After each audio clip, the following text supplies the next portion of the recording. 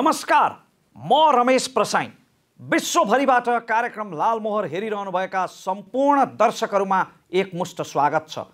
दक्षिण अफ्रिकाका पूर्व राष्ट्रपति ज्याकब जुमा, इजिप्टका पूर्व राष्ट्रपति मोहम्मद मोर्सी र मलेसियाका पूर्व प्रधानमन्त्री नजीब रजाक, यी सबै त्यहाँका न्यायपालिकामा आफ्नो अधिकारको दुरुपयोग गरेको, अनियमितता गरेको आरोपमा सफलतापूर्वक मुद्दा चलाइएका वा सजाय सुनाइएका उदाहरणहरू हुन्। त्यही कारणले होला डिक्सनेरीमा एउटा स्वतन्त्र न्यायपालिका भन्ने शब्द चाहिँ राखिएको छ। मैले शब्द मात्रै किन भने प्रजातान्त्रिक नेपालको इतिहास र वर्तमान हेर्ने हो भने कतैबाट पनि न्यायपालिका स्वतन्त्र छ अथवा राजनीतिबाट अछुतो छ भन्ने देखिँदैन। भन्न जति डर र सङ्कोच लागे पनि पानी जस्तै छर्लङ्गै देखिने सत्य चाहिँ के हो भने हाम्रो सम्मानित अदालत, भन्नलाई सम्मानित अदालत भनिन्छ, तर अव्यवस्थित राजनैतिक प्रणालीको कारणले गर्दा अदालत जति घोर अपमानित केही पनि भएको छैन। सुशीला कार्की, गोपाल पराजुली र अहिलेका प्रधान न्यायाधीश चोलेन्द्र शमशेर राणा, यस्ता उदाहरणहरूले बारम्बार हामीलाई यो प्रश्न गर्न बाध्य बनाउँछ कि के न्यायपालिकाको मान मर्यादा र स्वतन्त्रता सुरक्षित छ त, सुनिश्चित छ त? के शक्ति पृथकीकरणको सिद्धान्त साँच्चीकै लागू भएको छ त?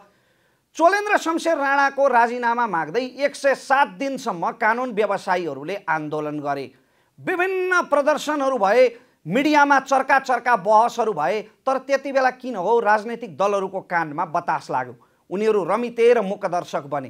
तर अहिले अचानक प्रधान न्यायाधीश चोलेन्द्र शमशेर राणा विरुद्ध संसदमा महाअभियोग प्रस्ताव दर्ता भएको छ। यो त्यतिखेरै हुनुपर्थ्यो, किन भएन? अहिले अचानक किन भयो? यसका भित्रको अन्तर्य के हो? यसले न्यायपालिकामा कस्तो प्रकारको नजिर बसाल्छ र यसरी प्रत्येक प्रधान न्यायाधीशलाई ससम्मान बहिर्गमन गराउनुको सट्टा प्रधान न्यायाधीश जस्तो गरिमामय पदलाई कुनै न कुनै विवादमा मुछेर महाअभियोग लगाएर यस्तो गलत प्रक्रियाबाट अथवा यस्तो हुनु नपर्ने अप्रत्याशित प्रक्रियाबाट हटाइँदा हाम्रो न्यायपालिकाको स्वतन्त्रतामा, मान मर्यादामा कस्तो प्रभाव पर्छ? अदालत आफै अन्यायमा परेको विषयमा, किनभने हामी अन्यायमा पर्दा अदालतको ढोका घचघच्याउँछौँ, तर यसपटक र विभिन्न कालखण्डहरूमा, प्रजातान्त्रिक नेपालका विभिन्न कालखण्डहरूमा अदालत आफै अन्यायमा परे जस्तो, आफै बबुरो भए जस्तो, आफै बिचारा भए जस्तो देखिन्छ। यही विषयमा आज यसका विविध पक्षहरूको सम्बन्धमा विज्ञहरूसँग हुनेछ बहस। कार्यक्रम पुरै हेर्ने प्रयास अवश्य गर्नुहोला।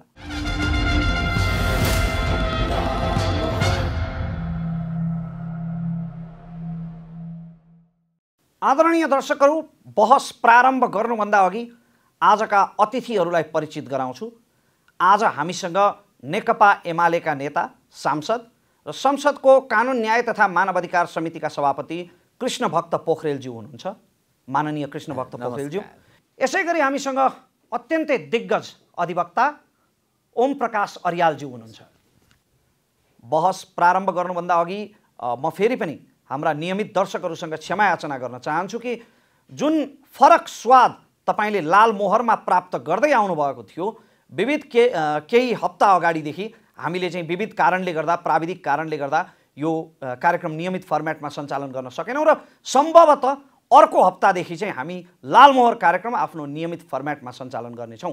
यो जानकारी गराउँदै आजको बहस प्रारम्भ गर्दा गर्दै न्यायपालिकामा पछिल्लो समय उत्पन्न भएको यो विवाद र यो महाअभियोग प्रस्तावको विषयमा हाम्रो टिमले तयार गरेको यो रिपोर्ट अबको क्रममा प्रस्तुत गर्दैछौँ। राजनीतिक हस्तक्षेप र विवादित नेतृत्वले कसरी गिर्दैछ न्यायालयको साख। भर्खरै निलम्बनमा परेका चोलेन्द्र शमशेर राणा सहित 4 जना प्रधान न्यायाधीशले गत 5 वर्षमा मुलुकको सर्वोच्च न्यायालयको नेतृत्व गरे। यी मध्ये 6 महिना प्रधान न्यायाधीश भएका ओम प्रकाश मिश्र बाहेक अरू सबै चरम विवादमा तानिए। 2 प्रधान न्यायाधीश अर्थात् चोलेन्द्र शमशेर राणा र सुशीला कार्की विरुद्ध त महाअभियोगको प्रस्ताव नै दर्ता भयो। 2073 को नियम 168 को नियम 1 बमोजिम सर्वोच्च अदालतका सम्माननीय प्रधान न्यायाधीश विरुद्ध मान्य श्री मिनबहादुर विश्वकर्मा सहित 249 जना मान्य सदस्यहरूले दर्ता गर्नुभएको महाअभियोगको प्रस्ताव बैठक समक्ष प्रस्तुत गर्न उक्त प्रस्तावका प्रस्तावक मान्य श्री मिनबहादुर विश्वकर्मालाई अनुमति दिन्छु। अर्का प्रधान न्यायाधीश गोपाल पराजुली उमेरलाई लिएर चर्को विवादमा परेका थिए। त्यही विवादका कारण उनी न्यायालयबाट बाहिरिए। विगत केही महिनादेखि सर्वोच्च न्यायालय फेरि विवादको केन्द्रमा छ। निलम्बित प्रधान न्यायाधीश विभिन्न न्यायालयको नियुक्ति प्रक्रियामा उदासीन देखिएको, राजनीतिक भागबण्डा खोजेको र चुस्त न्याय सेवामा गम्भीर नभएको लगायतका आरोप सहित अधिकांश कानून व्यवसायीहरूले प्रधान न्यायाधीश विरुद्ध आन्दोलन गरे। सत्तारूढ दल सम्बद्ध कानून व्यवसायीहरूले सर्वोच्चमा भइरहेको विवाद सुल्झाउन र विवादित प्रधान न्यायाधीश राणालाई हटाउन गुहारे पनि सत्ता पक्ष र विपक्ष दुवैले लामो समय यसमा चासो नै देखाएनन्। परमादेशको माध्यमबाट आफ्नो सरकार हटाएर वर्तमान सरकार गठन गर्न राणाले सहयोग गरेका आरोप लगाएको नेकपा एमाले नै निलम्बित प्रधान न्यायाधीश राणाको पक्षमा देखियो। नेपाली कांग्रेस लगायत सत्तामा सामेल अन्य दलहरूले पनि राणा विरुद्ध आन्दोलनरत कानून व्यवसायीहरूको माग सम्बोधन गरेर न्यायालयको उल्झन सुल्झाउने जरुरी देखेन। सर्वोच्चका सबै न्यायाधीशहरूले इजलास बहिष्कार गर्दा समेत नजागेको वर्तमान सरकार अहिले आएर भने एकाएक प्रधान न्यायाधीशका विरुद्ध महाअभियोगको प्रस्ताव दर्ता गर्न तयार भयो। दलीय भागबण्डाको आधारमा न्यायाधीश नियुक्ति हुने,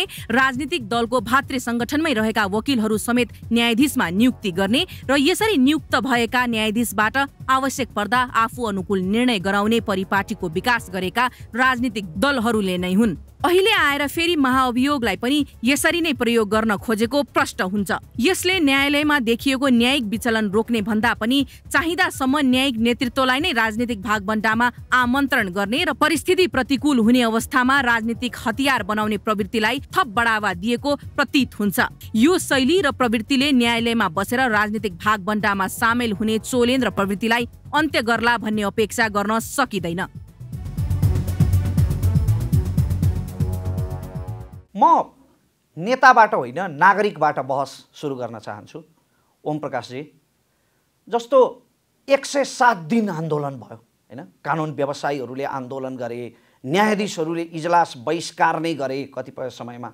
त्यत्रो चर्को आन्दोलन हुँदा पनि राजनीतिक दलहरूलाई चाहिँ त्यतिखेर कागलाई राग सुनाए जस्तो भयो, कानमा बतास पसेन, रमिते मुखदर्शक बने।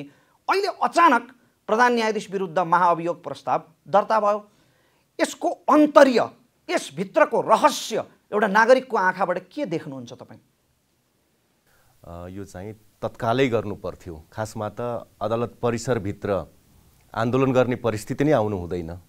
त्यस्तो अवस्था आयो भने पनि त्यो साङ्केतिक मात्रै हुनुपर्छ। 107 दिन 8 दिनसम्म अदालतको परिसरभित्र आन्दोलन गर्नुपर्ने अवस्था, त्यो पनि एउटा चाहिँ सामान्य व्यवहार जस्तो, अपवाद होइन कि एउटा सामान्य व्यवहार जस्तो रूपमा आयो एउटा, त्यो चाहिँ आउनै नहुने। अब अर्को कुरा के छ भने अब न्यायाधीशहरूले पनि एक किसिमको अवज्ञा गर्नुपर्ने, बाँकी प्रधान न्यायाधीशलाई बाँकी सबै न्यायाधीशहरूले अवज्ञा गर्नुपर्ने, अवज्ञा गर्नुभयो। उहाँहरूले पनि निकै लामो समयसम्म अवज्ञा गर्नुभयो र पछि अन्तिम समय पनि अवज्ञा गर्नुभयो। किन भन्दा उहाँसँग हामी बेन्च सेयर गर्दैनौँ, उहाँले तोकेको कज लिस्ट अनुसार हामी चाहिँ सुनवाई गर्दैनौँ भन्नुभयो। भनिसकेपछि त्यो परिस्थिति आउनै हुँदैन थियो। त्यस्तो कुरा साङ्केतिक एउटा त्यो परिस्थिति देखिँदा बित्तिकै चाहिँ दलहरूले आफ्नो, दलहरू भन्दा पनि संसदले भन्छु म, दललाई भन्दा पनि सांसदलाई म भन्छु, उहाँहरूले महाभियोगको प्रक्रिया अगाडि बढाउनु पर्थ्यो। किन भन्दा यी कुराहरू एउटा तथ्यमा आधारित भएर चाहिँ गरिएका कुराहरू थिए। तथ्यमा आधारित भएर गरिएका कुराहरू, प्रमाणमा आधारित भएर गरिएका कुराहरूलाई कुनै आग्रह पूर्वाग्रह भन्नु पनि उचित हुँदैन थियो। त्यो एउटा दायित्व बन्छ नि। तपाईँले मैले अघि बताएकै त्यो आदर्श दोहोऱ्याउनु भयो, हुनु पर्थ्यो, त्यतिखेरै गर्नु पर्थ्यो। तपाईँले चाहिँ विलम्ब भनेर यसलाई अत्यन्तै सहज रूपमा लिनुभयो, तर यसका पछाडि कुनै अन्तर्य, कुनै त्यस्तो रहस्य तपाईँ देख्नुहुन्न? एउटा अधिवक्ताको आँखाबाट हेर्दा राजनीतिमा त्यत्तिकै त यत्रो विलम्ब भएन होला। मैले चाहिँ किन भन्दा म त्यो आन्दोलनमा पनि सरिक मान्छे हो, बारको आन्दोलनमा सरिक मान्छे हो र यो अहिले यसमा एउटा डिमान्ड साइडमा छु म, भनौँ न। म पनि कति ममाथि पनि प्रश्नहरू उठ्न सक्छ नि। किन भन्दाखेरि मैले गरेको कुरा पनि एउटा पक्षबाट गरिरहेको छु अहिले आन्दोलनकारीको हिसाबले। यसमा के लाग्छ मलाई भने अब चुनाव चाहिँ नजिकै आइसक्यो, चुनावको मिति नै तोकिसकिएको अवस्था छ। अब चुनावको लागि के छ भने निर्वाचन अधिकृतहरू तोक्नुपर्ने हुन्छ, त्यसमा जिल्ला न्यायाधीशहरूलाई तोकिन्छ। त्यसपछि न्याय सेवाका चाहिँ उपसचिव दर्जाका कर्मचारीहरू मूलतः उहाँहरूलाई तोकिन्छ। त्यसको लागि चाहिँ न्याय परिषदको बैठक बस्नुपर्ने हुन्छ, न्याय सेवा आयोगको बैठक बस्नुपर्ने हुन्छ। अब अहिले चाहिँ के छ भने अब प्रधान न्यायाधीशले बोलाएको बैठकमा न्याय परिषदका अरू सदस्यहरू नजाने हैन, त्यो भइसकेपछि त्यहाँ एउटा चाहिँ के भन्छ त्यो डेडलक गतिरोध त्यहाँ आयो र त्यसले त्यो गतिरोधले के भयो भने चुनावलाई चाहिँ प्रभाव पार्ने भयो। चुनाव पनि नहुन सक्ने अवस्था सिर्जना हुँदैछ। त्यसपछि न्यायाधीश नियुक्ति गर्नुपर्ने कुरा छ, न्याय परिषदको बैठक बसेर जिल्ला न्यायाधीशका त परीक्षा भइउरी त्यसको चाहिँ परीक्षाफल प्रकाशन गर्नुपर्ने अवस्था छ। अब कति चाहिँ अब सरुवा गर्नुपर्ने छ। न्यायाधीशहरूको सरुवा त आर्थिक वर्षको अन्तिममा लगभग भइसक्नुपर्ने हो, अहिलेसम्म भइसकेका छैन हैन। कति अरू कर्मचारीहरूको विषय लगायत थुप्रै विषयहरू छन् जहाँ चाहिँ उहाँले आफूले न्याय सम्पादन पनि गर्न नसक्ने, उहाँले न्याय सम्पादन गर्न नसकेपछि संवैधानिक इजलास पनि अवरुद्ध हुने, संवैधानिक इजलास पनि अवरुद्ध भइसकेपछि यो बीचमा अहिले निर्वाचनसँग सम्बन्धित कतिपय कानुनहरूलाई नै चुनौती दिएर कहीँ मुद्दा मामिला आयो भने त्यो पनि हेर्न नसक्ने भयो। भनिसकेपछि यो गतिरोधले के हुन्छ भने गतिरोध बढ्दै गयो भने संवैधानिक गतिरोध भन्दा अगाडिको त्यो चाहिँ चरण भनेको चाहिँ संवैधानिक सङ्कट हो। संवैधानिक सङ्कट भनेको के हो भने राज्यको एउटा संस्थाले अर्को संस्थालाई नगर्ने, वैधता नदिने, असहयोग गर्ने, त्यसपछि त एउटा चाहिँ डिजास्टरै हुन्छ नि देशमा। राज्यका संस्थाहरू विघटनतर्फ जान्छन्, राज्यप्रतिको विश्वासै टुट्छ। त्यसकारणले यो अहिले चाहिँ मेरो दृष्टिकोणले हेर्दाखेरि चाहिँ यसलाई मैले सकारात्मक रूपमा लिएको छु। यो गतिरोधको चाहिँ अन्त्य हुन्छ। तर उहाँहरूका दाउपेचहरू चाहिँ पक्कै पनि होलान्। अब त्यो दाउपेचको सम्बन्धमा म वकिलले चाहिँ भन्नुभन्दा पनि राजनीतिक विश्लेषकहरूले भन्नु अथवा राजनीतिक कर्मीले भन्नु चाहिँ उपयुक्त हुन्छ। यहाँ राजनीतिज्ञ नै हुनुहुन्छ नि हामीसँग, कृष्णभक्त पोखरेलजी हुनुहुन्छ। कृष्णजी, जस्तो संसद गरिमामय संसदको कानुन न्याय तथा मानवाधिकार समितिको सभापति हुनुहुन्छ तपाईँ। त्यत्तिका दिनसम्म आन्दोलन भयो, सेवाग्राहीहरू तारिक बुझ्दै फर्किए। फेरि हाम्रो न्याय प्रणाली कति सुस्त छ भने सानोभन्दा सानो मुद्दाका लागि पनि काठमाडौँ आउनुपर्ने, सर्वोच्च अदालत धाउनुपर्ने, यहाँ थन्केका मुद्दाहरूको तारिक बुझ्दै सेवाग्राहीहरू फर्किए, उनीहरूको मानवाधिकार पनि हनन भयो। अहिले उहाँले भने जस्तो प्राविधिक जटिलता आउँछन् भन्ने त्यो आकलन त त्यतिखेरै गर्नु पर्थ्यो नि राजनीतिक दलहरूले। यसले राजनीतिक दलहरूको भूमिका, संसदको भूमिका र तपाईँको संसदीय समितिको भूमिकामाथि पनि त प्रश्न उठाउँछ नि। अब जहाँसम्म यहाँले समितिसँग जोड्नुभयो, हामीले प्रतिनिधि सभा नियमावली सुरुमा व्यवस्थापिका संसद रूपान्तरित, जो संविधान सभापछि रूपान्तरित व्यवस्थापिका संसद बन्यो, त्यो बेला 73मा चाहिँ हामीले नियमावली राधेश्याम अधिकारीको नेतृत्वमा नियमावली समिति बनाएको थियो। म पनि त्यसको सदस्य थिएँ। त्यसमा हामीले सम्मानित सर्वोच्च अदालतका पनि यस्ता गतिविधिका सन्दर्भमा नियमन गर्न सक्ने विधायन समितिले भनेर हामीले त्यहाँ लेख्यौँ। तर 74को निर्वाचनपछि कम्युनिस्टहरूको बाहुल्यता आयो, यहाँलाई थाहा छ, र म प्रतिनिधि सभा नियमावली निर्माण समितिको पनि संयोजक सभापति भएर मैले काम गरेँ। हामीले यो कानुन न्याय मानवाधिकार समितिलाई सर्वोच्च अदालतभित्र अथवा न्यायपालिकाभित्र भएका व्यतिथिहरूका सन्दर्भमा नियमन गर्न सक्ने राइट राखौँ भनेर हामीले धेरै प्रयत्न गऱ्यौँ। तर साथीहरूले त्यो राइट चाहिँ कुनै हालतमा पनि राख्न सकेन। कम्युनिस्टहरूले जितेको बेला छ, सारातिर कब्जा गर्छन् भन्ने हिसाबबाट त्यो प्रबन्ध राख्न दिनु नसकेको हुँदा किम कर्तव्य विमुख जस्तो भयो।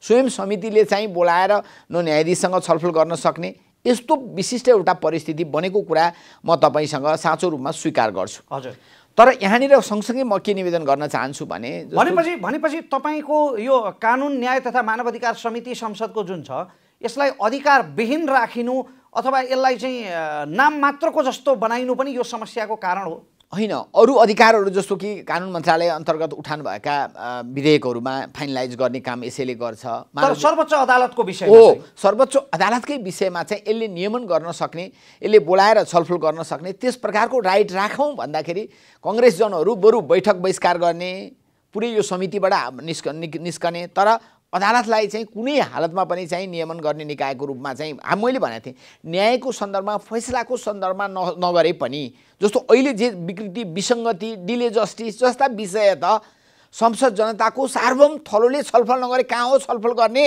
भन्ने कुरा राखेकै हो। तर त्यो नहुँदाखेरि मैले वास्तवमा आफ्नो तर्फबाट कुनै प्रयत्न गर्न सकिनँ। त्यो म यहाँसँग मैले स्वीकार गर्नै पर्छ। तर प्रश्न कहाँनिर छ भने माननीय हरिकृष्ण कार्की जो सम्मानित सर्वोच्च अदालतकै जज हुनुहुन्छ, उहाँको नेतृत्वमा एउटा समिति बन्यो। त्यो समितिले डिटेल न्यायपालिका सुधारका सन्दर्भमा प्रतिवेदन दिएको छ, यो यहाँलाई पनि जानकारी छ। अब त्यो प्रतिवेदन कार्यान्वयनका लागि वास्तवमा दलहरूको बीचमा यो महाअभियोग ल्याउनुभन्दा अघि यहाँले भन्नुभयो 107-8 दिनसम्म चुपचाप सबै दलहरू चुपचापै बसे। त्यसमा मेरो भागी हिस्सा मैले कति पर्छ म पनि आत्मालोचित हुनु पर्ला, म तयार छु। तर अहिले जसरी सुशीला कार्कीको पालामा म यहाँलाई जोडका साथ भन्छु, नवराज सिलवालको मुद्दा हजुर जुन दिन थियो त्यो मुद्दालाई प्रभाव पार्ने हिसाबबाट महाअभियोग ल्याइयो। यहाँलाई राम्रोसँग थाहा छ हजुर अमुक मुद्दाको फैसला आज यस्तो हुँदैछ, त्यसकारण प्रधान न्यायाधीशलाई महाअभियोग। र तर सर मुद्दाको फैसलालाई प्रभाव पार्ने अथवा फैसलाको प्रतिशोध लिने सम्बन्धमा त नेकपा एमाले पनि कहाँ कम छ र? तपाईँले आफ्नो पार्टीको पनि जिम्मेवारी लिनु पर्ला।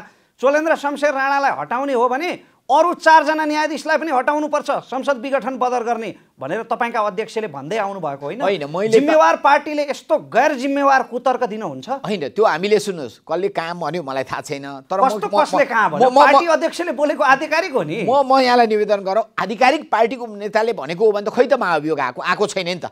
1 2 फैसला भइसकेपछि हामीले महाअभियोग ल्याउन सक्थ्यौँ। नेकपा एमाले त एक्लै गठबन्धन गर्न पर्दैन महाअभियोग ल्याउनलाई, त्यो हैसियत राख्छ, ल्याएन। र दोस्रो, अस्ति मात्रैको संसदीय दलको बैठकको तपाईँलाई म भिडियो आवश्यक पऱ्यो भने ल्याएर दिन तयार छु कि मैले उठेर तेस्रो वक्ताको रूपमा थिएँ, कुनै पनि हालतमा अमुक मुद्दाको फैसलाको आधारमा कुनै जज उपर महाअभियोग ल्याउन हुँदैन भन्ने कुरा जोडका साथ मैले राखेको छु। तर गठबन्धनले कुरा गर्नु छ भने अघिल्लोचोटि पनि अमुक मुद्दाकै लागि महाअभियोग ल्यायो र अहिले पनि त्यो दिन के मुद्दा पेशी थिए यहाँलाई राम्रोसँग थाहा छ।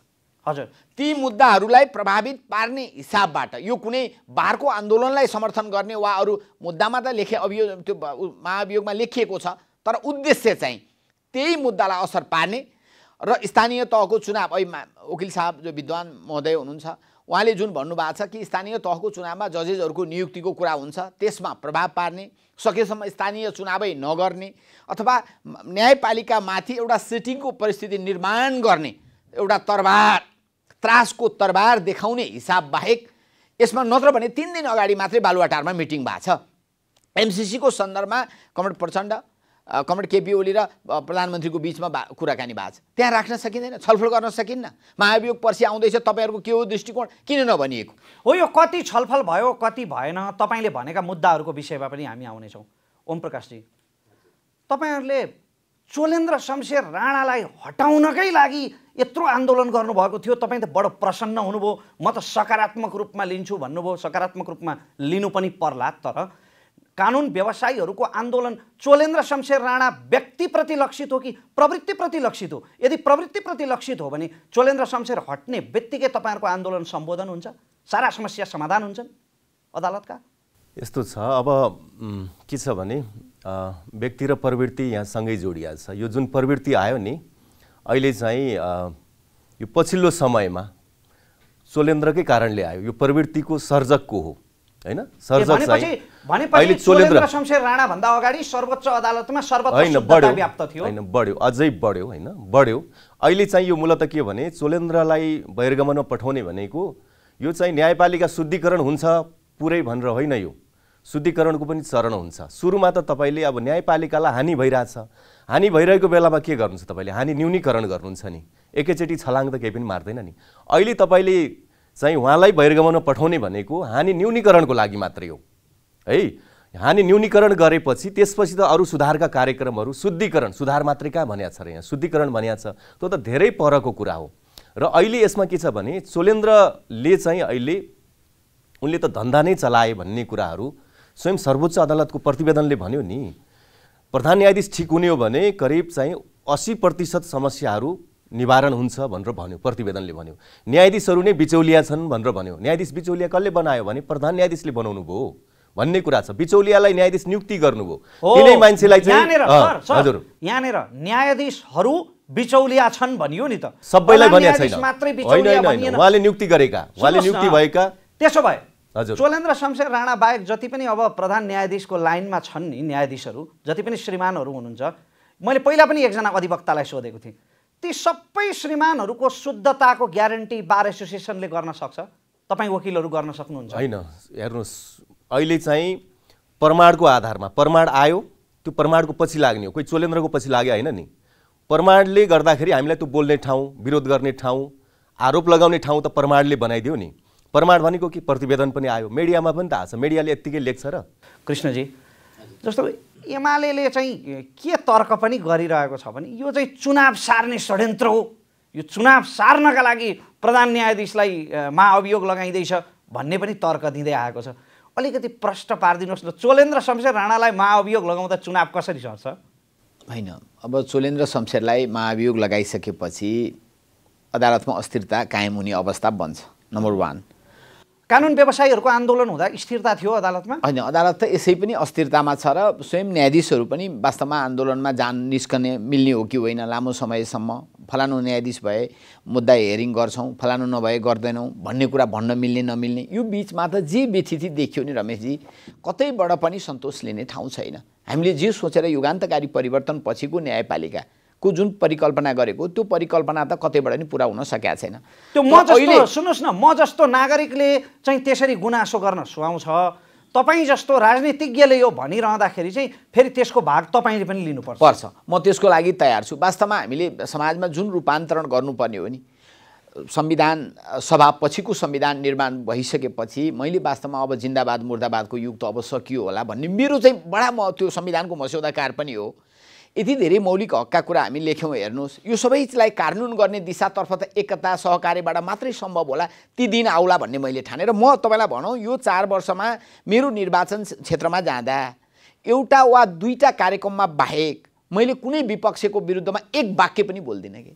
1-2वटामा चाहिँ बोल्नुभयो? 1-2वटामा एक ठाउँमा कालो मुसो दले हाम्रो वडा अध्यक्षलाई बिना कारण, अनि त्यहाँ गएर मैले थोरै विपक्षीको विरुद्ध बोल्नु पर्यो, नत्र भने त्यस हिसाबबाट हामी पनि सुध्रन प्रयत्न गर्दै थियौँ। वास्तवमा अघिल्लोचोटि भन्नुहुन्छ भने आधा घन्टा बोल्यो भने 20 मिनट त विपक्षीकै विरोधमा हामी बोल्थ्यौँ। थोरै संस्कारमा अब रूपान्तरण गरौँ भन्ने चाहेको हो, तर परिस्थितिले कथाले फेरि कहाँनिर ल्यायो भन्नुहुन्छ भने उही गलत ठाउँमै एकले अब प्रतिशोध अब कुरा आइरहेछ कि अब काङ्ग्रेसले चाहिँ महाअभियोग ल्यायो भने अब एमाले पनि केही न केही चाहिँ पक्कै आउला, आइहाल्यो भने डेडलक बाहेक अर्को हुने अवस्था त छैन। अनि काङ्ग्रेसले कुन उद्देश्यले ल्यायो त भन्दा त्यहीँनिर हो कि अब न्यायाधीशको सेलेक्सनमा आफ्ना मान्छे मार्फत गराउने, अनि त्यसपछि तपाईँको अरू तमाम संवैधानिक नियुक्तिदेखि तमाम चिजमा जुन उद्देश्यका साथ ल्याए बदनीयतपूर्वक उठान भइसकेपछि र जोसँग पास समुद्रमा तर्नु छ, ब्ल्याक सी तर्न पौडन पनि आउँदैन, डुङ्गा पनि छैन, अनि त्यहाँ हामफालाई के हो त त्यो भन्दाखेरि आजको मितिमा यदि यो महाभियोग पारित गर्ने उद्देश्यले ल्याएको हो भने त प्रमुख प्रतिपक्ष जसको सपोर्टमा मात्रै महाभियोग पास हुन सक्छ उसँग परामर्श हुनु पर्यो नि। अघिल्लो दिनसम्म थाहा पत्तो छैन, भोलिपल्ट फलानु मुद्दा पेशी छ भनेपछि अनि ल्याएको महाभियोगलाई अनि एमाले चाहिँ अथवा प्रमुख प्रतिपक्षले त्यसमा सही छाप गर्नुपर्ने हुँदैन। तर जहाँसम्म विद्वान मित्रले भन्नुभएको छ भोलि अब यो महाभियोग दर्ता भइसकेपछि त छानबिन प्रक्रियामा जाँदा दोषी करार देखियो भने हामी कसैको पुच्छर समाएर बैतरनी तर्न चाहिँ पर्दैन, नेकपा एमाले त्यो चाहिँ गर्दैन। मेरो प्रश्न अन्त्य थियो, तपाईँ अन्त्य पुग्नुभयो। चुनाव कसरी सर्छ यसले? हैन, चुनाव सर्ने उनीहरूको योजना के देखिन्छ भने सकेसम्म चुनाव नगर्ने नै थियो। अब जस्तो न्याय परिषदको बैठक बस्न नसक्ने, भोलि हाम्रो तर्फबाट नि महाभियोग आउने बित्तिकै त्यहाँ अदालतमा अर्को एउटा चाहिँ स्थिति बन्ने, किन महाअभियोग आउने तपाईँहरूको तर्फबाट? हाम्रो पनि तपाईँहरूले यो महाअभियोगलाई समर्थन गरिदिने बित्तिकै त तपाईँले अघि आफै स्वीकार गर्नुभयो त्यस्तो कुतर्क गर्नु हुँदैन, मुद्दालाई लिएर महाअभियोग लाउनु हुँदैन भन्नुभयो। चोलेन्द्र शमशेर राणाको बारेमा यत्रा चाहिँ मिडियामा यत्रा बहस भइसके, कानुन व्यवसायीहरूले आन्दोलन गरिसके, कोही पनि उनीसँग सन्तुष्ट छैन, खुरुक्कै यो महाअभियोगलाई एमाले समर्थन गरिदिए त होइन, महाअभियोग सुव्यवस्थित रूपमा प्रक्रिया अगाडि बढिहाल्छ नि। महाअभियोग ल्याउनु पनि सेटिङ गरेर यो महाअभियोग अदालतकै जजेसहरू पनि मिलोमतो छ भन्ने कुरा छ। अब पार्टीले त्यस विषयमा उच्च स्तरमा छानबिन गरिरहेको छ। हेर्नुहोस् त्यो छानबिनको निष्कर्ष यदि देखियो भने म मुद्दाको आधारमा त कुनै हालतमा पनि हुँदैन भन्नेमा अहिले पनि म त्यत्तिकै दृढ छु र मैले सार्वजनिक रूपमा आफ्नो संसदीय दलमा श्रद्धेय अध्यक्षलाई जोडका साथ मैले त्यो कुरा अनुरोध गरेको पनि छु। तर अन्य प्रमाणहरू हाम्रो पनि अब जब खोजी हुन थालेपछि सकेसम्म आज तपाईँले भन्नुभयो विरोधहरू गरियो होला, तर हामी नेकपा एमाले कहिल्यै पनि अमुक मुद्दाको आधारमा महाभियोग ल्याउने काम गरेका छन्। तर काङ्ग्रेस र माओवादीको जहिले गठबन्धनको सरकार बन्छ तैले आदालतमाथि आक्रमण भएको दृष्टान्त देखिन्छ। तपाईले गतिलो उत्तर आयो, तपाईले चुनाव कसरी सर्छ? चुनाव सर्न त जब अदालत स्थिरताको ढङ्गबाट जान सक्दैन, महाभियोग हाम्रो तर्फबाट आउने बित्तिकै त्यहाँनिर एउटा अस्थिरताको परिस्थिति आइहाल्छ। हेर्नुहोस् आउँदैन भन्न सकिन्न। जब सेटिङ छ भने अनि एमाले चुप्पो लाएर उहाँहरूले गर्न खोजेको सेटिङको पछाडि लाएर एमाले हिँड्दैन नि त। प्रश्न भनेपछि नेकपा एमाले यो महाअभियोग प्रस्तावको समर्थन गर्दैन, अहिलेको परिस्थितिमा गर्दैन। कुन परिस्थितिमा गर्छ? अहिलेको परिस्थितिमा हामी कुनै हालतमा पनि यसलाई समर्थन गर्ने अवस्थामा छैनौँ। हामीसँग विदाउट परामर्श ल्याएको अवस्था छ। तर तथ्यहरूले, यहाँले जो विद्वान मित्रले भन्नुभएको छ, तथ्यहरूले प्रमाणहरू सबै फेला परे भने त्यो अहिले म भन्न सक्दिनँ। तर आजको मितिमा चाहिँ जुन उद्देश्यका साथ ल्याइएको छ कि अदालतलाई कमजोर बनाउन, अदालतलाई मजबुत बनाउनका लागि होइन, कमजोर बनाउनका लागि ल्याइएको छ भनेपछि चोलेन्द्र शमशेर राणाको नेतृत्वमा अदालत मजबुत थियो भन्ने नेकपा एमालेको निष्कर्ष हो? त्यो पनि छैन, त्यो पनि म भन्दिनँ कि चोलेन्द्र शमशेर सुध्रन जरुरी छ। र म त के भन्छु भने हरिकृष्ण कार्कीको प्रतिवेदनले चोलेन्द्र शमशेरले नियुक्ति गरेका मान्छे मात्रै बिचौलिया भनेको छैन, अदालतभित्र बिचौलिया छन् भन्ने कुरा हो। ती बिचौलियाहरू खोजौँ। भ्रष्टाचार सबैका सम्पत्ति छानबिन वास्तवमा हामीले कानुनमै पनि संशोधन गर्न जरुरी छ। नेपाल सरकारले ल्याओस् न कानुन, न्यायाधीशहरूको सम्पत्ति छानबिन गर्न पाउने गरी ल्याउन जरुरी छ। यो विषयमा बृहत्तर छलफल गर्न हामी तयार छौँ। हेर्नुहोस्, नेकपा एमाले तयार छ। तर अमुक व्यक्तिलाई समाप्त गरेर अनि त्यसपछि चाहिँ अरू सारा स्वच्छता आउला भन्ने कुरामा चाहिँ हामी आशावादी छैनौँ। खालि यति मात्रै हो रमेशजी। ओम प्रकाशजी, एमाले समर्थन नगरी त 2/3 पुग्दैन, महाभियोग प्रस्ताव संसदबाट पारित हुँदैन। यो अवस्थामा त झन् ठुलो डेडलक, झन् ठुलो गतिरोध पो सृजना हुने भयो त अदालतमा। तपाईँले अघि सकारात्मक रूपमा लिन्छु भन्नुभयो, तपाईँले जति सकारात्मक रूपमा लिए पनि फेरि जहाँबाट हिँड्यो त्यहीँ छौँ हामी त। होइन, मेरो सकारात्मक नकारात्मक अब जेसुकै भन्नुहोस्, मैले एउटा व्यावसायिक आफ्नो निष्ठामा रहेर कुरा गर्ने हो। मेरो कुरा व्यावसायिक हुन्छ। यसमा व्यावसायिक आचरण देखाएर मैले कुरा गरेँ त्यसलाई सकारात्मकै मान्नुहोस्। किन भन्दा मेरो व्यावसायिक नर्म्सले त संविधानवाद भन्छ, स्वतन्त्र न्यायपालिका भन्छ होइन। अब दण्डहीनताको चाहिँ अन्त्य गर भन्छ है। अब पहिलो कुरा के हो भने यो चाहिँ अहिले दण्डहीनताको अन्त्यको लागि हो। न्यायाधीशहरू किन छाडा भए, अरू पनि छाडा छन् भने दण्डहीनता छ नि, कसैलाई कारबाही नै हुँदैन। पदमुक्त मात्रै किन नि, जेल हाल्ने हो नि। भोलि प्रमाणले दियो भने जेल हाल्न सहयोग गर्नुहुन्छ नि, कृष्ण सरोजले पनि सहयोग गर्नुहुन्छ, प्रमाण आयो भने उहाँहरूले छोड्नुहुन्छ र। तर अहिले हामीले के भाष्य भन्दैछौँ, तपाईँकै भाष्यमा पनि रमेशजी, यो त राजनीतिक हो। राजनीतिको खाली चाहिँ यो चाहिँ गणितको मात्रै कुरा गरिनु भएको छ। प्रमाण आओस् न, त्यो प्रमाणलाई अस्वीकार गर्छौँ भनेर कहाँ भन्नुभएको छ? एमाले कहाँ भनेको छ? त्यो भनेकै छैन के, प्रमाणलाई अस्वीकार गर्छौँ भनेकै छैन। कुरो र कुलो जता घुमाए पनि हुन्छ कि, त्यस्तो होइन। तर तथ्यमा कुरा गरौँ न सर, तथ्यमा कुरा गरौँ, व्यवहारिक कुरा गरौँ। एमाले समर्थन नगरिकन यो 2/3 बहुमत पुग्दैन, यो महाभियोग प्रस्ताव पारित नै हुँदैन। यो आन्दोलन त घुम्दै फिर्दै रुम्जाटार भने जस्तो जहाँको त्यही छ। तपाईँलाई म थोरै स्पष्ट गर्छु है। फेरि यो चाहिँ हामीले गरेको कुराले, मैले गरेको कुराले चाहिँ मिसलिड नहोस्। महाभियोग जाने दुईटा प्रक्रिया छ। हजुर, एउटा 1/4 लान्छ, सिधै निलम्बनमा जान्छ। एउटा त 3 जना सांसदहरूले, कुनै नागरिक, तपाईँ मैले जसले गर्नुभयो भने कृष्ण सरोज जस्तो 3 जना सांसदहरूले यो उजुरी हामीले पनि प्रमाणीकरण गर्छौँ भन्नुभयो भने पनि महाभियोग सिफारिस समितिमै जान्छ। हजुर, त्यहाँ गइसकेपछि उसले के गर्छ? सुरुमा त्यहाँ न्यायिक छानबिन हुन्छ। पहिला त्यसलाई न्यायिकै भने पनि केही फरक पर्दैन, न्यायिक प्रकृतिको, अर्धन्यायिक प्रकृतिको। अब मैले चाहिँ कुनै नागरिकले उजुरी हाल्या रहेछ, यताबाट 1/4 लग्यो त अब सिधै निलम्बन भयो। त्यो राजनीतिक प्रक्रियाले अझै अगाडि पुर्याइदियो एकैचोटि होइन। 3 जना सांसदले अगाडि बढाउनु भयो भने पहिला छानबिन हुन्छ। छानबिन भइसकेपछि आधार कारणहरू छ कि छैन महाभियोग अगाडि बढाउनलाई भनेर हेर्छ। त्यो प्रतिवेदन आइसकेपछि त्यो प्रतिवेदनको आधारमा अनि चाहिँ फेरि प्रस्ताव हुन्छ, हाउसमा पेश गरिन्छ। 1/4 सांसदहरूले हो यो चाहिँ महाभियोग लाग्ने आधार कारणहरू छन् है, प्रमाणहरू छन्, यी त महाभियोग त बनाउनको लागि उचित पात्र हुन् भन्यो भनेदेखि त त्यसलाई महाभियोग त बनाइन्छ नि त्यहाँनिर। अनि 1/4 समर्थन गर्दा बित्तिकै त्यहाँबाट पनि निलम्बनमा जान्छ भनेको यो प्रमाणमा आधारित कुरा हो। यो प्रमाणमा आधारित भएर चाहिँ एक्सन लिनुपर्ने। भोलि चाहिँ प्रस्ताव गयो भन्दैमा महाभियोग चाहिँ सफलै हुन्छ भन्ने पनि के छ? यदि प्रमाणित छैन भने बायस भएर यत्तिकै कसैलाई हामीले स्वीकार गर्न पाइन्छ र चोलेन्द्रलाई गर्न पाइन्छ र?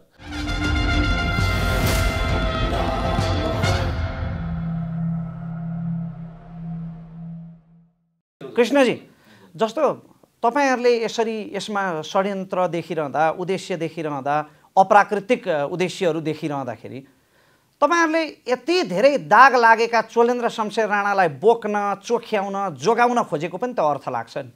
होइन, हामी कुनै मानेमा पनि चोलेन्द्र शमशेरलाई बोक्ने हिसाबमा छैनौँ र उनलाई चोखाउन पनि हामी खोज्दैनौँ। यहाँले विद्वान मित्रले भने जस्तै प्रमाणहरू देखियो भने त्यस विषयमा हामीले चाहिँ सोच्नै पर्छ। हाम्रो पार्टीमा पनि त्यसमा छलफल गर्नै पर्छ। तर अहिले चाहिँ खालि हाम्रो प्रश्न के हो भने यो महाभियोग पारित भन्दा पनि अमुक मुद्दाको प्रभावै गर्ने हिसाबबाट यो पास गर्न उहाँहरू लाग्नु होला जस्तो पनि लाग्दैन मलाई। हेर्नुहोस्, लाग्ने भए हामीसँग छलफल गर्नुहुन्थ्यो, अहिले चाहिँ अमुक मुद्दा यही बिचमा केही संवैधानिक गठन भएका चिजहरू छ, संविधान परिषदहरू विभिन्न छ, त्यहाँ मेजोरिटी बनाउने, संवैधानिक अङ्गहरूमा परिपूर्ति गर्ने, यी तमाम चिजका लागि मात्रै यो चिज भइरहेको छ भन्ने हाम्रो बुझाइ हो।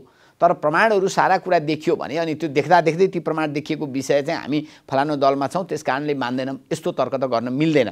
त्यो बेला स्वाभाविक रूपमा हामी पनि संसदमा हुन्छौँ, हामी पनि कानुनका थुप्रै मान्छेहरू पनि त्यहाँ छौँ, त्यसमा छलफल हुन्छ। म त कुनै अहिले चोलेन्द्र शमशेरलाई पुरा बचाएर जानुपर्छ भन्ने हिसाबले छैन, तर उनी माथि अहिले आएको महाभियोग चाहिँ पारित गराउनका लागि होइन, अदालतको हुर्मत लिने उद्देश्य र केही अमुक मुद्दाहरूमा चाहिँ सिटिङ गरेर अगाडि बढ्ने उद्देश्य बाहेक अर्को होइन भन्ने यतिखेर चाहिँ एमालेको निष्कर्ष छ। त्यसो भए नि हामीले धेरै आदर्श दोहोऱ्यायौँ, अदालतको गरिमा जोगिनुपर्छ कि सर? नेकपा एमाले कुन परिस्थितिमा, कुन सिनारियोमा, कुन टाइम फ्रेममा, कस्तो अवस्थामा चाहिँ समर्थन गर्छ त महाभियोग? नेकपा एमाले त अरू पनि न्यायाधीशहरू, जजेसहरूका बारेमा हामी अहिले 2-3 दिन कम्तीमा अध्ययन गर्दैछौँ।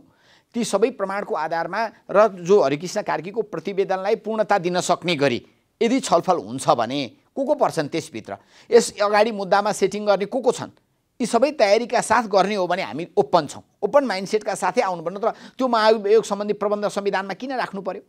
किन चेक एन्ड ब्यालेन्सको प्रबन्ध राख्नु पर्यो? चेक एन्ड ब्यालेन्सको प्रबन्ध राखेर अदालत भएको व्यतिथिहरूलाई चाहिँ रोक्नका लागि पार्लियामेन्ट जनताको सार्वभौम थललाई त्यो अधिकार दिएको छ भने त्यो अधिकारको प्रयोगै नगर्ने, चुपचाप रमिता भएर बसिरहने, त्यो त फेरि हाम्रो दृष्टिकोण छैन। रमेश ओम प्रकाशजी, हजुर, माधव कुमार नेपाल, डाक्टर बाबुराम भट्टराई जस्ता नेताहरू जोडिएको बालुवाटार जग्गाको मुद्दा सर्वोच्च अदालतमा विचाराधीन छ। यस्तै मुद्दाहरूबाट उहाँहरूलाई चोख्याउन, किनारा लगाउन, पाखा लगाउनको लागि चाहिँ चोलेन्द्र शमशेर राणा बाधक भएको कारणले कानुन व्यवसायीहरूको काँधमा राखेर सत्ता गठबन्धनले बन्दुक चलायो भन्नेहरू पनि छन् नि। अब त्यस्तो हो जस्तो मलाई लाग्दैन। त्यो भनेदेखि त अब सुरुमै चाहिँ उहाँलाई निलम्बन गरे भइहाल्थ्यो नि। महाभियोगको प्रस्ताव लानलाई त उहाँहरूसँग 1/4 त पहिलेदेखि थियो नि त, आन्दोलन सुरु हुनुभन्दा अगाडिदेखि थियो नि। हजुर, त्यो चाहिँ होइन। यसको कहीँ एउटा कुनै तथ्यमा आधारित भएर एउटा यो चाहिँ भाष्य निर्माण गरौँ भन्ने लाग्छ के मलाई। यसरी अदालतको हुर्मत लिने यो कुराहरू, त्यसपछि त अदालतमा आम रूपमा यही हुन्छ भन्ने भयो भने त्यसपछि हामी सबै सङ्कटमा पर्छौँ, देशै सङ्कटमा पर्छ। त्यस कारणले तथ्यलाई केन्द्रमा राखौँ, त्यसपछि हाम्रा मूल्य मान्यता, मूल्य पद्धतिलाई केन्द्रमा राखौँ, त्यसपछि निष्कर्षमा पुगौँ। हामी एभिडेन्स बेस भएर कुरा गरौँ, त्यो एक ठाउँमा पुगिन्छ। अब यहाँ हामी हरेक कुरा कन्स्पिरेसी थ्योरीमा जान्छौँ। नियतको प्रमाण हुँदैन नि, नियतको कहाँ प्रमाण हुन्छ? तपाईँले के सोचिरहनु भएको छ त्यसको कुनै प्रमाण हुन्छ? अब त्यो त अब कि त ब्रह्मज्ञानी हुनु पर्यो, भगवानै हुनु पर्यो होइन। अब भगवानप्रति आस्था भएको कसैलाई चाहिँ भगवानले चाहिँ ध्यान गरिरहेको बेलामा भगवानले भन्नुभयो फलानु मान्छेले यसो गर्दैछ भन्नुभयो भन्ने तर्कको पछाडि लाग्ने हो भने अब त्यो चाहिँ त्यसलाई म चाहिँ अब म एकदम धार्मिकै मान्छे भए पनि म त्यसलाई मान्दिनँ होइन। कहीँ न कहीँ एभिडेन्सले देखाउनुपर्छ होइन। केही न केही चाहिँ त्यो प्रमाणमा पुग्ने सूचनाहरू कतिको भरपर्दो सूचना हुन् हो, यी सन्दर्भ सामग्री हुन्। मिडियाले पनि ल्याउँछ, कहिलेकाहीँ अब आउँछन् नि विभिन्न व्यक्तिहरूले इन्टरभ्यू दिइरहनु भएको हुन्छ, तर खालि चाहिँ देशमा नराम्रो मात्रै भइरहेछ, कन्स्पिरेसी मात्रै भइरहेछ भन्ने हो भनेदेखि त चाहिँ अब त्यसपछि त हामी सबैलाई मर्का पर्छ नि। हामी एउटा चाहिँ असल नियतले गरिरहेछौँ भने पनि हो। ओम प्रकाश अर्यालले पनि यो चाहिँ यस्तो बदनियत राखेर गर्यो रे यत्तिकै कसैले भन्न पाउने हो, अथवा कृष्णभक्त पोखरेलले चाहिँ यो बदनियत राखेर गरिरहनु भएको छ भनेर खालि कन्स्पिरेसी थ्योरीको मात्रै कुरा गर्नुहुन्छ कि मूल्य पद्धतिको कुरा गर्नुहुन्छ कि अनि चाहिँ एउटा नियम सङ्गत कुरा गर्नुहुन्छ कि रुल बेस्ड एप्रोच राख्नुहुन्छ कि कन्स्पिरेसी थ्योरी एप्रोच राख्नुहुन्छ? अब कन्स्पिरेसी थ्योरी एप्रोच राख्नेहरू नै अब यो देशको चाहिँ महानायक बन्दैछन्। अब उनीहरूको चाहिँ मात्रै पछि लाग्ने, जनताले पनि अब अथवा दर्शकहरूले पनि त्यसैलाई मात्रै चाहिँ मन पराइदिने हो भनेदेखि चाहिँ अब त्यसपछि चाहिँ कलियुगै लागेको रहेछ कि त अब यो चाहिँ अब केही अब चाहिँ हामीले गरेर हुने नहुने रहेछ कि त यो हामी चाहिँ राम्रोको लागि किन लड्ने, अब चाहिँ राम्रो गरेर पनि जस पाइँदैन भने किन लड्ने? त्यो त हरेक संस्थाभित्र एउटा दियो त बलिरहेको होला नि त। त्यहाँ त्यो दियोमा तपाईँले तेल थप्नुहुन्छ कि त्यसलाई चाहिँ ल्याएर चाहिँ अब तपाईँले चाहिँ बिथोल्नुहुन्छ? त्यहाँ अन्धकार चिर्ने हो भनेदेखि त कोही न कोही राम्रो मान्छेले प्रयास गर्नुभएको छ भने त्यसलाई चाहिँ हामीले प्रोत्साहन गर्ने होला, अझै मेन स्ट्रिममा ल्याउने होला, मूलधारमा ल्याउने होला। दियोमा त तपाईँले चाहिँ यदि अन्धकार तोड्नु छ भने दियोमा लगेर तेल हाल्ने होला, अरू दियो बाल्ने होला, त्यसलाई चाहिँ विकेन्द्रीकरण गर्ने होला, ठाउँ ठाउँमा पुर्याउनु पर्ने होला। यहाँ के छ, अब एउटा दियो बल्दैछ भने पनि त्यसमा पनि ल्याएर फेरि चाहिँ त्यसलाई कसरी निभाउने हो? यही पनि षड्यन्त्र हो। षड्यन्त्र त हो, खराब गर्नेका विरुद्ध दियो बोल्नु षड्यन्त्र होइन। उज्यालो भएपछि त सबै अपराधहरू छताछुल्ल हुन्छ नि। अब चोलेन्द्रको सम्बन्धमा दियो बल्यो नि, अब उनको सम्बन्धमा उज्यालो प्रकट भयो, प्रमाणहरू आयो भनेदेखि चाहिँ न रमेश प्रसाईले भनेर हुन्छ, न ओम प्रकाशले भनेर हुन्छ, न कृष्ण भक्तले भनेर हुन्छ। प्रमाणै फैसला हो नि, प्रमाणले फैसला गर्छ। त्यसपछि प्रमाणै फैसला सुन्नुहोस् न, तपाईँले भनेको यही दियोको सन्दर्भमा, यही कलियुग र सत्ययुगको सन्दर्भमा एउटा प्रश्न, अघि हाम्रो प्रसङ्ग मोडियो, म फर्किन चाहन्छु त्यहीँनिर। जस्तो हरिकृष्ण कार्की, सम्मानित न्यायाधीश हरिकृष्ण कार्कीको प्रतिवेदनको बारम्बार कुरा उठ्यो, तपाईँहरूको आन्दोलनको दौरानमा पनि, अहिले यो बहसको दौरानमा पनि। त्यो प्रतिवेदनमा चाहिँ खालि चोलेन्द्र शमशेर राणालाई मात्रै दोषी देखाइएको त होइन, त्यहाँ त अनेक उपायहरूको चाहिँ कुरा गरिएको छ, अनेक उपायहरूको सुझाव दिइएको छ न्यायपालिकामा सुधारको लागि। ती सबै कुराहरू कार्यान्वयन हुँदैन नि त चोलेन्द्र शमशेर राणा बर्खास्त हुने बित्तिकै। त्यो दिशामा त छलफल नै भइरहेको छ। किन हुँदैन? तपाईँलाई म यही भन्छु, हजुर बुझाउनु। सुधार गर्ने कहाँबाट? मैले सडकबाट गर्ने होइन, न्याय परिषदले सुधार गर्ने होला होइन, न्याय सेवा आयोगले सुधार गर्ने होला। त्यसको अहिले चाहिँ को हुनुहुन्छ? अहिले अध्यक्ष को हुनुहुन्छ? उहाँले बैठक नबोलाएसम्म बैठक हुँदैन। उहाँले बोलाएको बैठकमा अरू आउँदैनन्। उहाँ चाहिँ बदनियत राखेर मात्रै काम गर्नुहुन्छ, सेटिङ गरेर मात्रै काम गर्नुहुन्छ भने आम धारणा बन्यो। प्रतिवेदनले पनि 80% चाहिँ समस्याहरू प्रधान न्यायाधीशको कारणले भन्यो। भनिसकेपछि उहाँलाई त्यहाँबाट बाहिर राख्दा बित्तिकै त्यसपछि एउटा परिस्थिति बन्छ नि, सुधारको सुरुवात त्यहाँबाट हुन्छ नि त। र अर्को कुरा के हो भने, तपाईँले मान्नुहोस् अथवा तपाईँको आफ्नो भाष्य कहाँबाट निर्माण गर्नुहुन्छ, खराब गर्ने मान्छेलाई तपाईँले दण्डित गर्नुभयो भने सारा चाहिँ अरू पदाधिकारीहरू तर्सिन्छन्। एउटा चोलेन्द्रलाई कारबाही गर्नुभयो, न्यायाधीश मात्रै किन तर्सिने? तपाईँ र म पनि तर्सिनुपर्छ। हामीले कालो धन कमाएको छ, हामीले पनि तर्सिनुपर्छ। अब नेताहरू तर्सिनुपर्छ, ब्युरोक्रेसी सबै तर्सिनुपर्ने हुन्छ। त्यसपछि अर्को प्रधान न्यायाधीश पनि यदि असल नियतको हुनु भएन भने, अथवा यो प्रवृत्तिमा सुधार भएन, हामी व्यक्ति फेर्नेतिर मात्रै लाग्यौँ भने, फेरि अर्को प्रधान न्यायाधीशको पालामा फेरि बारम्बार आन्दोलन गरिरहने, अदालत बहिष्कार गरिरहने। गर्नुपर्छ, बारले गरेन भने पनि हामीले गर्नुपर्छ। प्रमाण देखेपछि चुप लाग्न मिल्छ? तपाईँ चाहिँ प्रमाण नहुँदै बोल्न मिल्दैन, प्रमाण भएपछि छोड्न मिल्दैन। नागरिकको कर्तव्य हो त्यो। तपाईँले चाहिँ आउने प्रधान न्यायाधीशले पनि कहीँ त्यस्तै भ्रष्टाचारजन्य कामहरू गर्नुभयो, न्यायिक स्वच्छतामाथि चाहिँ प्रश्न उठ्यो भनेदेखि हामी चुप लागेर बस्न मिल्छ? बारले गरेन भने जनताहरू सडकमा आउनुपर्छ, नागरिक सडकमा आउनुपर्छ, जनविद्रोह गर्नुपर्छ। त्यसपछि बारलाई पनि मुस्नुपर्ने हुन्छ त्यसमा। त्यस कारणले मेरो सोचाइ त्यहाँसम्मको कुरा हो। हामी उत्तरार्धतिर आउनै लागेका छौँ। कृष्णजी, नेकपा एमाले यसलाई समर्थन गर्दैन अहिलेको अवस्थामा भन्नुभयो। एउटा जिम्मेवार पार्टीले यति साह्रो गैर जिम्मेवार भएर अदालतलाई यस्तै अवस्थामा, यस्तै गतिरोधमा छोड्न त मिल्दैन नि। अबको बाटो के त त्यसो भए? होइन, यही विद्वान मित्रले भन्नुभयो, बदनियत कहीँ कसरी पत्ता लगाउने भन्दा व्यवहारबाट टेस्टेड हुन्छ। बदनियत छ भन्ने कुरा, त्यो मुद्दा जुन मुद्दा 14 भाइको मुद्दा थियो, त्यो मुद्दालाई रोक्ने प्रयोजनकै लागि त्यहाँनिर चाहिँ त्यो महाभियोग आएको छ। माधव नेपालको पार्टीमा गएका सांसदहरू एमालेबाट, जहाँ राजनीतिक दल सम्बन्धी ऐन र हामीसँग विद्यमान प्रतिनिधि सभा नियमावली कुनैले पनि के गर्छ भने दलले गरेको निर्णयलाई अन्यथा भन्न सक्ने अवस्था छैन। सभामुखजीले त्यसलाई चाहिँ तपाईँको अब कसैका लागि 24 घण्टाभित्र, कसैका लागि 48, बादलजीहरूलाई हटाउने बेलामा 48 घण्टाभित्र हटाउनु भयो। तर चाहिँ नेकपा एमाले हटाउन दिएको निर्णयलाई चाहिँ उहाँले 12-13 दिनसम्म नि कार्यान्वयन गर्नु भएन। अब त्यही मुद्दा त्यो दिन थियो। तपाईँ व्यवहारबाट टेस्ट गर्दै जानु। अनि जहाँसम्म विद्वान मित्रले भनेको कुरा कि हरिकृष्ण कार्कीको प्रतिवेदनलाई त कार्यान्वयन गर्न गोला प्रथाको सुरुवात भएको थियो, सबै अदालतहरूमा गोला प्रथा, अनि न्याय परिषदको बैठकमा नजाने, न्याय सेवाको बैठकमा नजाने, अनि त्यहाँ त्यो सुधारका कुरा नगर्ने, अनि त्यसपछि अमुक व्यक्तिलाई मात्रै गरेर उहाँले डर त्रासको कुराको जुन उठाउनु भएको छ नि, हो त्यही हो। सर, कसरी जाने त? न्याय परिषदको अध्यक्षता नै एउटा चाहिँ विवादित व्यक्ति, एउटा चरित्रमा दाग लागेको, लान्छना लागेको व्यक्तिले गरेपछि त त्यसको गरिमा रहेन नि। अनि कसरी जाने? हरिकृष्ण कार्कीको प्रतिवेदनले, मैले पनि त्यो प्रतिवेदन हेरेको छु, त्यो हरिकृष्ण कार्कीको प्रतिवेदनले कुनै चोलेन्द्र शमशेरलाई नै यसको चाहिँ जिम्मेवारी भनेर कहीँ पनि लेखेको छैन। प्रधान न्यायाधीश मूलतः यसको चाहिँ नेतृत्वको जिम्मेवारी हुन्छ, त्यो आम पदको कुरा हो। सर, त्यसको निमित्त सर हजुर, तपाईँ अधिवक्ता पनि हुनुहुन्छ कि केही त स्वीकार गरौँ न सर, यसरी त शब्दमा नखेलौँ न। यत्रा चर्चा परिचर्चा भइसके, सारा असन्तुष्ट भइसके, आन्दोलन भयो, मन्त्री परिषदमा भाग मागेको समाचार आयो, जेठानकी ज्वाइँ उहाँको नियुक्त पनि हुनुभयो, यति धेरै कुराहरू आइसकेपछि त केही न केही त दालमा केही त कालो छ नि। त्यसै त आएन नि। यो हावा नचली पात त हल्लेन नि तपाईँका अध्यक्षको शब्दमा। 100% यो हजुरको विचारसँग सहमत छु। उनी उपर लागेका यी सारा अभियोगको बारेमा छानबिन हुनुपर्छ। म त्यसको निमित्त चाहिँ पूर्ण रूपमा तयार छु। म बारको सदस्य पनि हो। बारले उठाएका यी जायज मागहरूका सन्दर्भमा छानबिन हुनुपर्छ। तर त्यसको अर्थ समग्र न्यायपालिका सुधार त्यति कुराले हुँदैन। एक, दोस्रो, त्यो कुरा हैसियत हुनेहरूको बिचमा जब ल्याइसकेपछि त 2/3 बहुमतले पारित गर्ने हिसाबबाट एकपटक छलफल हुनु पर्दैन। यहीँनिर बदनियतको कुरा आउँछ। 3 दिन अगाडि बालुवाटारमा मिटिङ हुन्छ। हजुर। अनि त्यो मिटिङमा चाहिँ छलफलमा ल्याउनु पर्दैन कि चोलेन्द्रका यी चिजहरू प्रमाणले नि देखिया छ। बार यत्रो दिन आन्दोलनमा छ, सारा चाहिँ नागरिक समाज पनि चोलेन्द्रको विपक्षमा छ। कम्तीमा यिनीबाट सुरुवात गरौँ, अरूको बारेमा पनि केही प्रमाणहरू फेला पर्छ भने हामी जाउँ, एकपटक निर्मम भएर न्यायपालिका सुधारको अभियानमा हामी जुटौँ भन्ने छलफल भएको तपाईँले पाउनु भएन। होइन, यहीँनिर प्रश्न हो। सुन्नुहोस् न, यो प्रश्न त हामीले धेरैपल्ट दोहोऱ्याइसक्यौँ कि यही बहसको दौरान पनि दर्शकहरूलाई पनि यो एक प्रकारले इरिटेटिङ भइसक्यो होला सायद। मेरो प्रश्न कहाँनिर भने नि, एमालेको आशय के त अब प्रधान न्यायाधीश चोलेन्द्र शमशेर रहिरह्यो भने यसरी नै न्याय परिषदको बैठक प्रभावित भइरहोस्, चोलेन्द्र शमशेर नै रहिरहन्, न्याय सेवा आयोगको चाहिँ कार्य सञ्चालन यसरी नै प्रभावित भइरहोस्, अदालत यसरी नै गिजोल्लिरहोस्, कानुन व्यवसायीहरू यसरी नै असन्तुष्ट भइरहन्, जेसुकै होस् हाम्रो राजनैतिक स्वार्थ चाहिँ सुरक्षित रहोस् भन्ने एमालेको अभिमत हो त।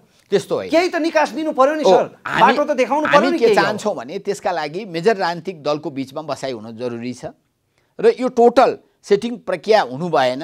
अदालतलाई साँचो त्यो प्रतिवेदनको आधारमा हामी छलफल गरेर यदि निकास निकाल्ने हो भने एमाले जतिखेर नि तयार छ। तर खोइ त जसले महाभियोग ल्यायो उनीहरूले चाहिँ हामीलाई बोलाएर छलफल गर्दाखेरि भोलि जहाँसम्म व्यक्तिको बारेमा उहाँले भन्नुभएको छ, अब स्वाभाविक जाँचबुझ समितिमा जान्छ। त्यो जाँचबुझ समितिमा जाँदा त्यहाँ एमालेको प्रतिनिधि पनि हुन्छ। गम्भीर प्रकारका अपराधहरू देखियो, जे कुरा आइरहेछ मार्केटमा, ती चिजहरू प्रमाणमा पनि देखिने बित्तिकै नेकपा एमाले नै अन्यथा भन्न सक्ने अवस्था बन्दैन। यो सारा पक्ष त मैले एक्सेप्ट गरेकै छु। तर अरूहरू पनि फेरि यसबाट चोखो छन् र अहिलेको यो प्रक्रिया ल्याउनका निमित्त अदालतकै जजहरूको पनि संलग्नता छ भन्ने यहाँ आशंकाहरू भइरहेको छ। भनेपछि यसलाई यसरी बुझ्नु पर्यो, एमाले जाँचबुझ समितिको छानबिन पर्खिरहेको छ।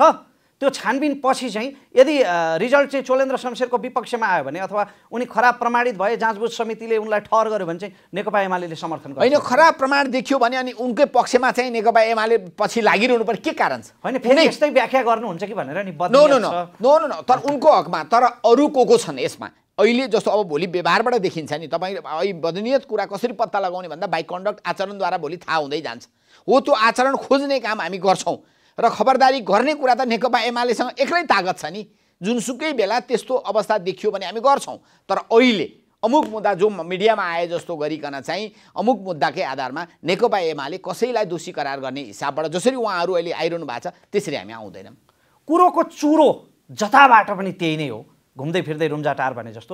एउटा अन्तिम प्रश्न ओम प्रकाशजीलाई सोधेर आजको बहस टुङ्ग्याउँछु। ओम प्रकाशजी, अदालत यति धेरै अव्यवस्थित, यति धेरै अस्तव्यस्त भइसक्यो, अदालतको मान मर्यादाको यति धेरै उछितो काटिसकेपछि अब यो समस्यालाई निकास दिने अन्तिम बाटो के त? अब चाहिँ निकास दिने भनेको हामी तथ्य र प्रमाणमा आधारित भएर गरौँ हरेक कुराहरू, है। आग्रहले चल्ने होइन कि, आग्रह छ भने पनि त्यो प्रमाणले चाहिँ पुष्टि भयो कि भएन हेरौँ, त्यहाँ त्यो प्रक्रियामा जाउँ हामी। र यसमा के छ भने अब न्यायपालिकालाई हामीले स्वतन्त्र ढङ्गले चलाउनको लागि चाहिँ अब एउटा परिस्थिति बन्या छ। अब आउने कायम मुकायम जो प्रधान न्यायाधीश हुनुहुन्छ उहाँको नेतृत्वमा कसरी अगाडि बढ्छ, हो उहाँ सरले भन्नुभयो जस्तो कहीँ त्यस्तो पेनेट्रेसन रहेछ भने पनि त्यो कुराको पनि छानबिन गरौँ। तर अहिले यहाँनिर भाष्य तपाईँको प्रश्न कहाँबाट आइरहेछ भने त्यो दिन त यो मुद्दा थियो रे, त्यो मुद्दा थियो भने पनि चोलेन्द्रको त बेन्चमा पर्दैन थियो नि त, चोलेन्द्रको बेन्चमा पनि पर्दैन थियो, कसको बेन्चमा पर्छ भन्ने कुरा पनि थाहा थिएन। त्यो कुराहरू त्यो दिन स्थगित भयो, ठिकै छ, स्थगित भयो भने कसको बेन्चमा पर्थ्यो? चोलेन्द्रको बेन्चमा त पर्दैन थियो नि। कुन मुद्दाको कुरा गरिरहनु भयो? यही 14 जना सांसदको कुरा छ नि, होइन? यसरी चाहिँ हामीले यो चाहिँ यसरी चाहिँ अनर्थ हुन्छ कि यो मिसलिड हुन्छ। यो त्यो दिन चाहिँ त्यो मुद्दा स्थगित भयो, स्थगित नभएर त्यसलाई पेशी नै चढाएको भए पनि गोला सिस्टम, गोला प्रथा, अलि गोला प्रणाली छ, पद्धति छ, त्यो अनुसार कसको बेन्चमा पर्थ्यो भन्ने थाहै थिएन। बेन्चमा परे पनि पालो आउने सम्भावना थिएन, त्यो नयाँ मुद्दा हो, धेरै तल पर्थ्यो। अनि चोलेन्द्रको त बेन्चमा पर्दैन थियो, चोलेन्द्रले चाहेर कसैको बेन्चमा पार्नै सक्नुहुन्न थियो। अनि हामी त्यसैको वरिपरि तर्क गर्छौँ भनेपछि यसले चाहिँ हामीलाई मिसलिड गर्छ। होइन, तपाईँहरूले पनि आफ्नो आवाजको दायरा अलिकति फराकिलो बनाएर खालि चोलेन्द्र शमशेरलाई मात्रै महाअभियोग दर्ता गराएर पुग्दैन, यो चाहिँ हरिकृष्ण कार्कीको प्रतिवेदन लगायत न्यायपालिका सुधारका अन्य क्षेत्रहरूमा पनि काम गरौँ, छलफल गरौँ भन्न त सक्नुपर्ने हो नि। किन भनेको छैन? अहिले बारले त त्यही नै भनेको छ। अब बारले भनेको भन्दा कति भित्रैदेखि भन्यो भने बार पनि कस्तो प्रवृत्तिबाट बढी चाहिँ नियन्त्रित छ भन्ने कुरा त्यहाँ यथार्थ छ। त्यसभित्र पनि हामी त स्वतन्त्र ढङ्गले पनि बोल्न सक्छौँ नि, बारकै सदस्य भए पनि भागभण्डा नमिलेको कारणले पनि बारले चाहिँ विद्रोह पोखेको आरोप पनि लागेको थियो। त्यो पनि प्रमाण मैले केही देख्दिनँ। हेर्नुहोस्, सम्भावना हेर्नुहोस्, त्यो पनि मिडियाले लेखेको कुरालाई प्रमाण मान्नुभयो तपाईँले? यो पनि लेख्न त लेखेकै हो नि त मिडियाले। तपाईँ र म एउटा व्यावसायिक आचरणबाट हेर्दाखेरि के देखिन्छ भने एउटा सम्भावना र सम्भाव्यताको बिचमा गर्नु न। ए हजुर, 1% 2% सम्भावना हुन सक्छ, जे पनि हुन सक्छ। अमेरिकाले आएर ढङ्गै हान्न सक्छ भन्ने पनि होला रे कसैलाई, अरू विषय पनि आछन् रे, अथवा केही होला आक्रमण आतङ्ककारीले हान्न सक्ला, खुला बोर्डर छ, के छ भन्न सक्ला। तर त्यो 1% सम्भावना नै अब 99% सम्भावना हो। यस्तो डिस्प्रपोर्सनेट अनुपात नमिल्ने गरी सम्भावना र सम्भाव्यता अलग अलग कुरा हो कि सर त्यताको मिडियामा आउँदा प्रमाण, यताको मिडियामा आउँदा सम्भाव्यता। मेरो रगत पानी भने जस्तो होइन। यसमा स्पष्ट गरौँ, यो मिसलिड गर्नै हुँदैन। त्यसलाई फेरि पनि तथ्य प्रमाणले त्यसको सम्भाव्यता कति देखायो। 1% रहेछ भने 2%, त्यो सम्भावना पनि 0 सम्भावना एकदम। अब बढिरहेछ, अब 40% 45% रहेछ भने ओहो सम्भाव्यता, सम्भावना र सम्भाव्यता, पोसिबिलिटी एन्ड प्रोबाबिलिटीको बिचमा हामीले अलिकन त हामीले आफ्नो दिमाग प्रयोग गरौँ न। त्यहाँ प्रमाणमा आधारित भएर त्यो कुराको चाहिँ हामीले अनुपात मिलाउँ न। त्यत्तिकै चाहिँ एउटा 1% पनि सम्भावना छैन। त्यही नै मेजर कुरा जस्तो गरेर कन्स्पिरेसी थ्योरी जोडेर अनि चाहिँ यो चाहिँ अफवाह फैलाउने, यो चाहिँ मिसलिड गर्ने, यसरी त यो देशमा कोही पनि सफल हुन्छ। राम्रो असल नेता साथ कोही पदमा पुगेको छ भने पनि त्यसलाई सफल हुन दिन्न। अब समाधान कसरी हुन्छ यो समस्याको? समाधान त अब चाहिँ नियम सङ्गत कानुन सङ्गत काम गर्ने हो। खराब गर्नेलाई चाहिँ कानुनको कठघरामा ल्याउने हो, दण्डहीनताको अन्त्य गर्ने हो, रिवार्ड र पनिसमेन्ट, राम्रो गर्नेलाई पुरस्कृत गर्ने, मेन स्ट्रिममा लैजाने, नेतृत्वमा लैजाने, खराब गर्नेलाई चाहिँ जेलमा पठाउने। यो आदर्श नदोहोर्याउँ कि पद्धति हो, आदर्श पद्धति यो बाहेक अर्को बाटै छैन। तपाईँ अब रुल अफ ल, संविधानवाद, संविधानको सर्वोच्चता भन्नुहुन्छ भने, न्यायालयको स्वतन्त्रता भन्नुहुन्छ भने, यो बाहेक अर्को बाटो देखाइदिनुहोस् न मलाई। चोलेन्द्र शमशेर राणाको यो महाअभियोगको प्रस्ताव जुन दर्ता भएको छ, यसमा जुन डेडलक उत्पन्न भएको छ, यो समाधान गर्ने बाटो खोजेको मैले। यो समाधान गर्ने बाटो चाहिँ अब हाउसमा प्रवेश गरिसकेको छ। अब फुल हाउसले चाहिँ अब चाहिँ के अरे त्यो महाभियोग सिफारिस समिति पनि गठन गर्नु पर्यो। त्यसपछि त्यसलाई त्यहाँ पुर्याउनु पर्यो। त्यहाँ चाहिँ सबै पार्टीका, मेजर पार्टीका त्यहाँ बस्छन्, उनीहरूले चाहिँ तथ्य प्रमाण खोज्नु पर्यो। तपाईँ म नागरिकहरूले पनि, मिडियाले पनि यो तथ्य प्रमाण हो आएको, अब यसभन्दा पनि अझै विस्तृत अनुसन्धान गर्नु पर्यो भन्नु पर्यो। अनि त्यसमा आएका तथ्यहरूको सम्बन्धमा चोलेन्द्र श्रीमान यो चाहिँ के हो त, यो के हो, यो सम्पत्ति कहाँबाट आयो, तपाईँको ठमेलको सम्पत्ति कहाँबाट आयो, यहाँ चाहिँ तपाईँको चाहिँ धुम्बराईको सम्पत्ति कहाँबाट आयो, भाटबटेनीको सम्पत्ति कहाँबाट आयो त्यत्रो, यो त 1 अरबभन्दा बढी छ। तपाईँको तलब त 1 करोड मात्रै छ। यहाँ पत्रिकामा आइसक्यो नि, अनलाइन खबरले लेखिसक्यो। तपाईँको एउटा चाहिँ वैध आम्दानी त जम्मा 1 करोड छ। तपाईँको पुर्खौली सम्पत्ति पनि थिएन। तपाईँको भाइले त झन् के गरेका छन्, के गरेका छन्। तपाईँका अरू चाहिँ तपाईँले खटाएका बिचौलियाहरूले के गरेका छन्, के गरेका छन्। तपाईँको सम्पत्ति बाहिरतिर पनि लग्यो, हुन्डी गरेर लग्यो भन्ने छ। तपाईँले एउटा चाहिँ बिचौलियालाई झन्डै मन्त्री नै बनाउनलाई चाहिँ माग गर्नुभएको थियो। के कारणले गर्नुभयो सोध्नु पर्यो नि प्रश्न। अनि उहाँले चाहिँ हो भन्नुभयो भने कुरै सिद्धियो। एमाले चाहिँ उहाँले नै हो म भ्रष्टाचार गरेको भन्नुभयो भने एमाले होइन, तपाईँ शुद्ध हुनुहुन्छ कहाँ भन्छ र, कुन चाहिँ सांसदले भन्छ। यो न्यायिक प्रक्रियामा जान्छ नि। त्यसपछि यो राजनीतिक कुरा मात्रै छैन कि, यसमा न्यायिक कुरा पनि छ। त्यस कारणले यहाँ चाहिँ तपाईँले एमाले सहयोग गर्ने नगर्ने कुरा, त्यसो भए त उजुरी हाल्ने बेला उजुरी हाल्ने त तपाईँको मेरो सबैको अधिकार छ। मैले सबै 3 करोड नागरिकलाई सोधेर उजुरी हाल्नुपर्छ र? उजुरी हाल्ने मेरो हकदैया जसको छ, हकदैया पुगेपछि लाने। अब हामी रिट पेटिसनहरू हाल्छौँ सार्वजनिक सरकारका, त्यसै मैले सारालाई सोधेर अनि हाल्ने हो। मैले बार एसोसिएसनलाई सोधेर हाल्ने हो कि म एउटा नागरिक काफी छ, एउटा वकिल काफी छ भने म एक्लै गएर हाल्छु। बाँकी त तथ्य र प्रमाण देखेपछि उहाँहरूले सहयोग गर्नुहुन्छ, सरकारवालाहरूले सहयोग गरिहाल्नुहुन्छ नि भन्ने मेरो आत्मविश्वास छ र म एक्लै अगाडि बढ्न तयार हुन्छु। गोविन्द केसी त्यही गरेर अगाडि बढ्नु भएको त हो। उहाँलाई सबैलाई सोधेर गर्नुपर्छ, सबैको सहमति कहाँबाट हुन्छ। रुल अफ ल भने त्यस्तो होइन नि, हकदैया जसको पुग्छ गर्ने उसको जिम्मेदारी हो। फेरि यत्तिकै चाहिँ मलाई लाग्यो गर्ने होइन कि मेरो जिम्मेदारी पनि हो, मेरो नागरिक जिम्मेदारी हो, मेरो राजनीतिक जिम्मेदारी हो, मेरो संवैधानिक जिम्मेदारी हो भनेर अगाडि बढ्नुपर्छ। र तथ्यले प्रमाणले साथ दियो भनेदेखि चाहिँ अरूले स्वतः सहयोग गर्छ भन्ने कानुनी शासनको एप्रोच हो यो, कानुनी शासनको एप्रोचबाट। तर यो चाहिँ षड्यन्त्रको सिद्धान्त होबाट भने चाहिँ यो होइन। फेरि षड्यन्त्रको सिद्धान्तले त कानुनी शासनको हत्या गर्छ। आज त्यही भइरहेछ नेपालमा। न्यायपालिका जस्तो मर्यादित आसनलाई यसरी गिजोलिनु हुँदैन। राजनैतिक दलहरूले विवेकको परिचय दिनुपर्छ। र चोलेन्द्र शमशेर राणा एउटा व्यक्ति मात्रै नभएर एउटा प्रवृत्तिका प्रतिनिधि पात्र भएको हुनाले उनको सम्बन्धमा चाहिँ गम्भीरतापूर्वक विचार गरिनुपर्छ। प्रधान न्यायाधीश जस्तो पदको गरिमा राख्ने दिशामा राजनैतिक दलहरू अझ बढी सचेत बनुन् भनेर ध्यानाकर्षण गराउँदै आजको बहस हामी टुङ्ग्याउँछौँ। आजको बहसमा उपस्थित भइदिनु भएकोमा दुवैजना हाम्रा विशिष्ट अतिथिहरूलाई हृदयदेखि नै धन्यवाद। दर्शकहरूलाई कार्यक्रम हेरिदिनु भएकोमा अझ विशेष धन्यवाद। अर्को साता अर्को विषयवस्तुमा अन्य अतिथिहरूसँग उपस्थित हुने बाचाका साथ आजको श्रृङ्खलाबाट सम्पूर्ण टिमसँगै रमेश प्रसाई आज्ञा चाहन्छ। नमस्कार।